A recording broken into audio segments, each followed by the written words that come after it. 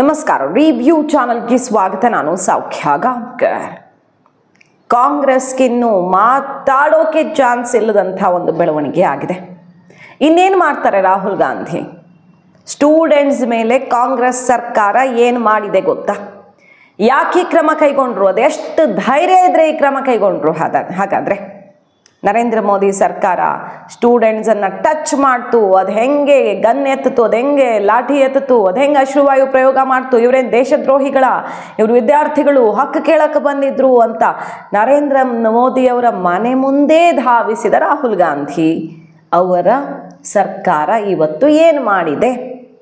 ಬಹಳ ದೊಡ್ಡ ಬೆಳವಣಿಗೆ ಆಗಿದೆ. ಡೀಟೇಲ್ಸ್ ಇಡ್ತಾ ಹೋಗ್ತೀವಿ. ಮಿಸ್ ಮಾಡಿದೆ ನಮ್ಮ ಚಾನಲ್ನ ಸಬ್ಸ್ಕ್ರೈಬ್ ಮಾಡಿ, ನಿಮ್ಮ ಅಭಿಪ್ರಾಯ ಕಮೆಂಟ್ ಮಾಡ್ತಲ್ಲ. CS ವೀಕ್ಷಕರೇ, ಅಮಿತ್ ಶಾ ಅವರ ರಾಜೀನಾಮೆಗೆ ಒತ್ತಾಯಿಸ್ತಿದ್ದಾರಲ್ಲ ಒಂದು ಕಡೆ ಪ್ರತಿಪಕ್ಷಗಳು.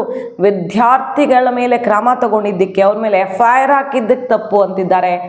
ಏನೂ ಮಾಡಲೇಬಾರ್ದು ಅಂತಿದ್ದಾರಲ್ಲ. ನೋಡಿ ಈಗ ಹೆಂಗೆ ಹೊಡೆದಿದ್ದಾರೆ ಸ್ಟೂಡೆಂಟ್ಸ್ಗೆ ಜಾರ್ಖಂಡ್ ಪೊಲೀಸರು. ಇದೇ ಕಾಂಗ್ರೆಸ್ ಸರ್ಕಾರ ಅಂದರೆ ಕಾಂಗ್ರೆಸ್ ಮೈತ್ರಿ ಸರ್ಕಾರ.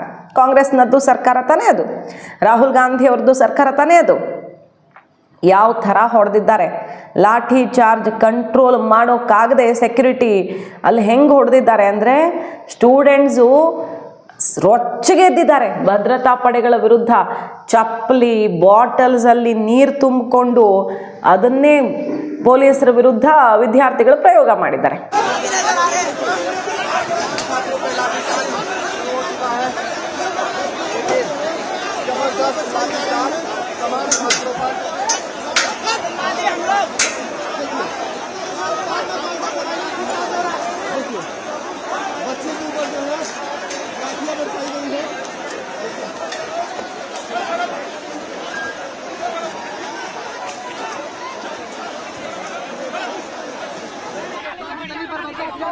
छोड़िए, उधर छोड़िए। ए भाई, कौन क्या हुआ था? हेमंत सोरेन जी, आपको ऐसा नहीं करना चाहिए था। शांतिपूर्वक हम लोग आंदोलन कर रहे थे, हम लोग कोई शब्द भी नहीं बोले हैं। अचानक पीछे से पुलिस आती है, लाठीचार्ज करती है। ये अच्छा नहीं कर रहे हैं, लेकिन कोई ये अच्छा बिल्कुल नहीं कर रहे हैं। मेरा नाम विक्रम कुमार हुआ, हजारीबाग से है। बैरिकेडिंग के पास छात्र जो आंदोलनरत हैं उनके ऊपर बर्बरतापूर्ण लाठीचार्ज की गई है। लाठीचार्ज का नियम क्या होता है? कमर से नीचे लाठीचार्ज की जाती है, पर यहाँ पे सर पे, हाथ पे, मुंह पे, हर जगह लाठी मारा जा रहा है। ये सरकार की नीति को समझाता है। यहाँ पे हमारे साथी महेंद्र मंडल जो आज 8 दिनों से भूख हड़ताल पे थे, उनको पुलिस, झारखंड की पुलिस ने पूरा का पूरा बदन लाल कर दिया।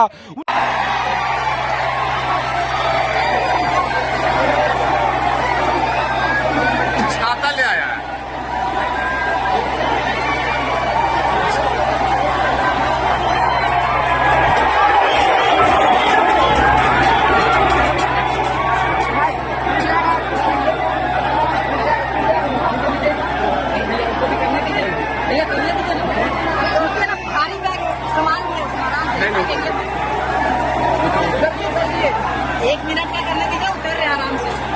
ಇಲ್ಲಿ ಯಾರದ್ದು ತಪ್ಪು, ಯಾರದ್ದು ಸರಿ? ಹಾಗಾದ್ರೆ ಇದೇ ಲಾಠಿ ಚಾರ್ಜು ಡೆಲ್ಲಿಯಲ್ಲಾಗಿದ್ದು ಯಾಕೆ? ಸಂಸತ್ ಮೇಲೆ ನುಗ್ಗೋಕೆ ಹೋಗಿದ್ದಕ್ಕೆ.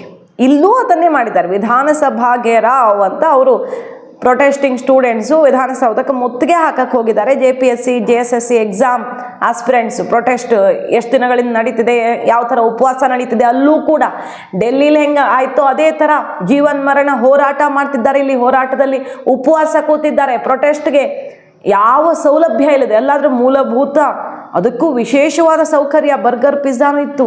ಇಲ್ಲಿ ಏನೂ ಇಲ್ಲ, ಒಂದು ಟೆಂಟ್ ಇಲ್ಲ. ಮಳೆಯಲ್ಲಿ ನೆನ್ಕೊಂಡು ಸ್ಟೂಡೆಂಟ್ಸು ಹೆಂಗೆ ಒದ್ದಾಡ್ತಿದ್ದಾರೆ ನೋಡಿದ್ದೀವಿ. ಆ ಪ್ರೊಟೆಸ್ಟ್ ಈಗ ಮಿತಿ ಮೀರಿ ವಿಧಾನಸೌಧ ಘೇರಾವ್ಗೆ ಹೊರಟಿದ್ರು.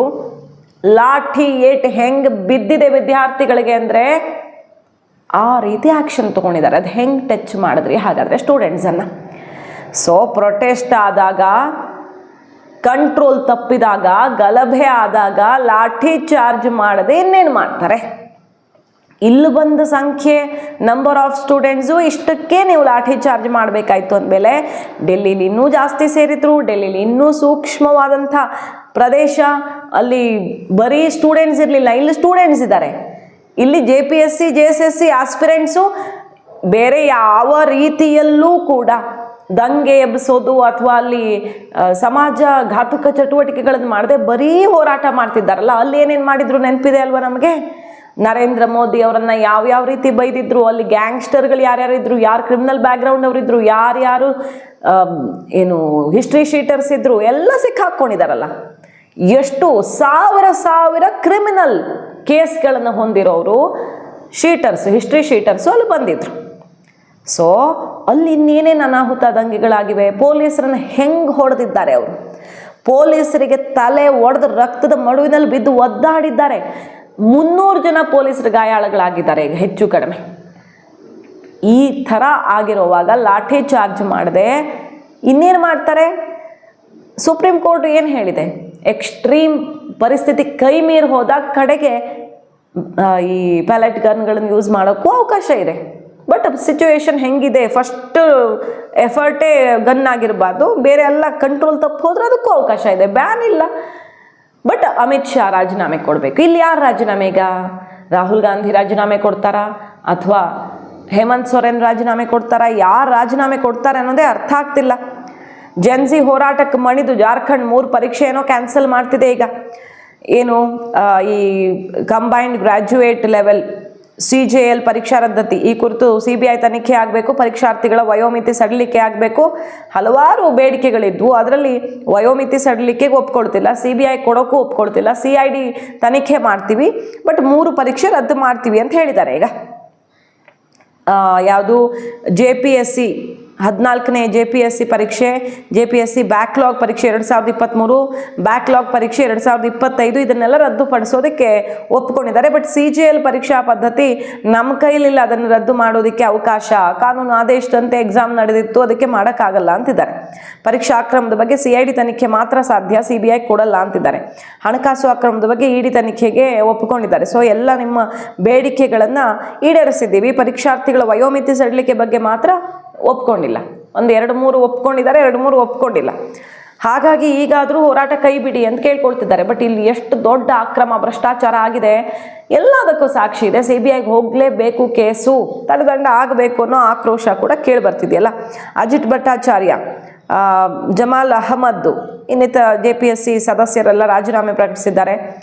ಕೆಲವ್ರನ್ನೆಲ್ಲ ಅರೆಸ್ಟ್ ಮಾಡಿದ್ದಾರೆ ಈ ಅಕ್ರಮಕ್ಕೆ ಸಂಬಂಧಪಟ್ಟಂತೆ.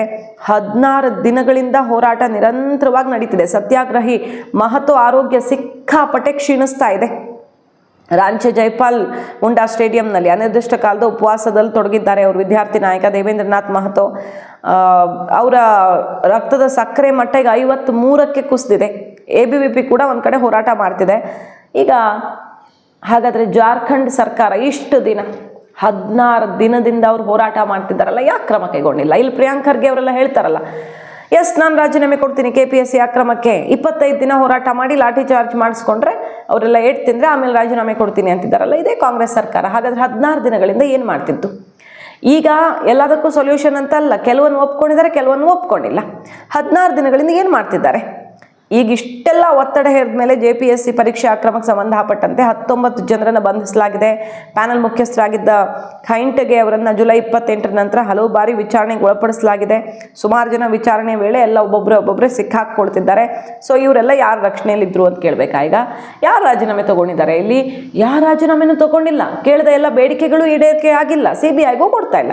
ಬಟ್ ಎಕ್ಸಾಮ್ ಎಲ್ಲ ಕೆಲವೊಂದನ್ನು 3 ರದ್ದು ಮಾಡ್ತಿದ್ದಾರೆ. ಕಿಂತಲೂ ಒಂದು ತಮಾಷೆ ಅಂದರೆ ಅಖಿಲೇಶ್ ಯಾದವ್ ಅವರು ಜಾರ್ಖಂಡಲ್ಲಿ ಆಗ್ತಿರೋ ಹೋರಾಟಕ್ಕೂ ಮೋದಿನೇ ಜವಾಬ್ದಾರಿ ಅಂತಿದ್ದಾರೆ. ಜಾರ್ಖಂಡಲ್ಲಿ ಉದ್ಯೋಗ ನರೇಂದ್ರ ಮೋದಿ ಕೊಡಬೇಕಿತ್ತು ಅಂತಿದ್ದಾರೆ. ಸೊ ಉದ್ಯೋಗ ದೇಶದಲ್ಲೆಲ್ಲ ಸೃಷ್ಟಿ ಮಾಡಬೇಕು ಕೇಂದ್ರ ಸರ್ಕಾರ ಅನ್ನೋದು ಸರಿ. ಇಲ್ಲಿ ಎಕ್ಸಾಮಿನೇಷನ್ ಕಂಡಕ್ಟ್ ಮಾಡಿದ್ಯಾರು? ರಾಜ್ಯ ಸರ್ಕಾರದ ಜವಾಬ್ದಾರಿ. JPSC JSSC ಕಂಟ್ರೋಲ್ ಯಾರ ಹತ್ರ ಇದೆ? ಸೊ ಅವ್ರು ಮಾಡಿರೋ ಮಿಸ್ಟೇಕ್ಗೂ ಈಗ ಮೋದಿನೇ ರಾಜೀನಾಮೆ ಕೊಡಬೇಕು ಅಂತ ಕೇಳೋ ಪರಿಸ್ಥಿತಿ ರಾಜ್ಯದಲ್ಲಿ, ದೇಶದಲ್ಲಿ ಎದುರಾಗಿರೋದು. कि झारखंड के बच्चों से बातचीत हुई है सरकार की, और सरकार बातचीत कर रही है. हमें उम्मीद है रास्ता निकलेगा, लेकिन असली जिम्मेदार है भारत की सरकार. भारत की सरकार ने क्या किया है झारखंड के लोगों को नौकरी देने के लिए? भाई भारत सरकार अगर कुछ काम अच्छा करती तो स्टेट गवर्नमेंट को भी फायदा होता है, स्टेट गवर्नमेंट भी काम करती. असली जिम्मेदार अगर कोई है बेरोजगारी के लिए और नौजवानों को उनका भविष्य अंधकार में डालने के लिए, वो भारत सरकार. सर एक दूसरी क्वेश्चन, CID ಅವರು ಇನ್ವೆಸ್ಟಿಗೇಷನ್ ಬಳಿಕ former JPSC chairman L. Kiangte arrest ಮಾಡಿದ್ದಾರೆ. ಬಹಳಷ್ಟು ಇರೆಗ್ಯುಲಾರಿಟೀಸು, ಭ್ರಷ್ಟಾಚಾರ ಅಲ್ಲಿ ಯಾವ ರೀತಿ ತಾಂಡವಾಡಿದೆ ಅನ್ನೋದು 7 rounds ಆಫ್ CID ಕ್ವೆಶ್ಚನಿಂಗಲ್ಲಿ ಹೊರಗಡೆ ಬಂದಿದೆ. ಈಗ ಕೆಲವ್ರನ್ನೆಲ್ಲ ಒಬ್ಬೊಬ್ಬರನ್ನೇ ಹಿಡ್ಕೊಂಡು ಹೋಗ್ತಿದ್ದಾರೆ. ಸ್ಟೂಡೆಂಟ್ಸ್ ಹೋರಾಟ ಈ ಹಂತಕ್ಕೆ ಹೋದ ಮೇಲೆ ಸೊ ಈಗ ರಾಹುಲ್ ಗಾಂಧಿಯವರು ಕೇಂದ್ರ ಸರ್ಕಾರವನ್ನು ಯಾವುದಕ್ಕೆ ಪ್ರಶ್ನೆ ಮಾಡ್ತಾರೆ? ಲಾಠಿ ಚಾರ್ಜಿಗಿನ ಮುಂದೆ ಕಾಂಗ್ರೆಸ್ ಸರ್ಕಾರ ಪ್ರಶ್ನೆ ಮಾಡೋಕ್ಕಾಗತ್ತಾ?